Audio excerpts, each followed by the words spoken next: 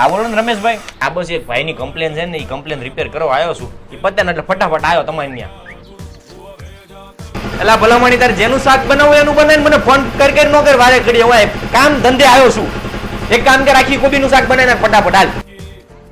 ઓહો, કેટલા મહિને સાફ કરાવો છો? તમારે છે ને રોજ સાફ કરવાનું. તમારા પાસે પૈસા બહુ જાજા ને એટલે. લાય તાર ફોન લાય તો એલા.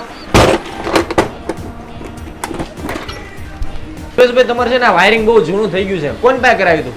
રમણભાઈ પાસે. અરે એમને હું આવડે, એમની ઉંમર થઈ ગઈ. અમને ફોન કરાય ને, એક ગામમાં થોડી નળી લેતા હોય 5 ફૂટની.